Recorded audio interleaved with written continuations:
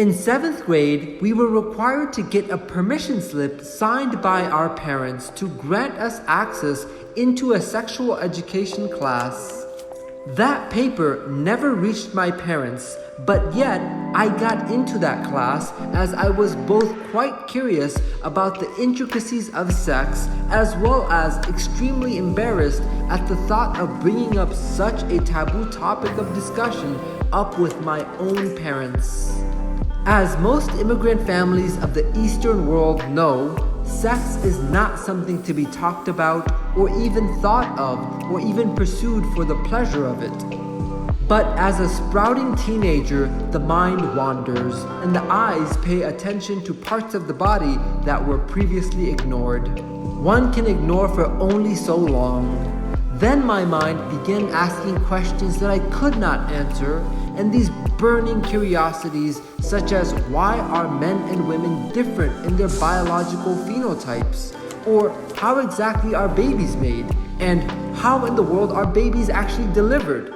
These questions led to profound mind wandering and a personal quest to find out. I remember a significant moment in my life when I was sitting in the school bus one afternoon on the way back home. As I gazed out the window, daydreaming, I suddenly had a revolutionary epiphany that the physical genitalia of men and women were like the pieces of a puzzle.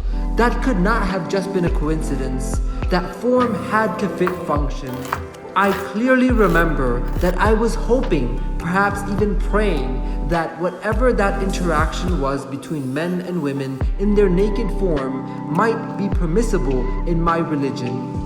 As I've grown up and taken more advanced courses such as medical school level anatomy and physiology, as well as human sexuality, and studied evolutionary psychology, I realized how much sex is the driver of men, women, and humanity as a whole.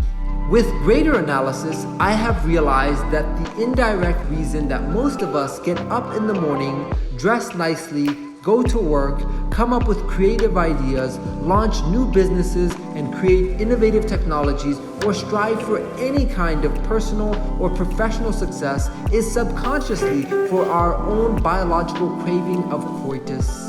Our attention may not be on physical intimacy during every waking moment or every single step throughout the day, but the advancement of our civilization would screech to a halt simply if sex did not feel as heavenly as it does.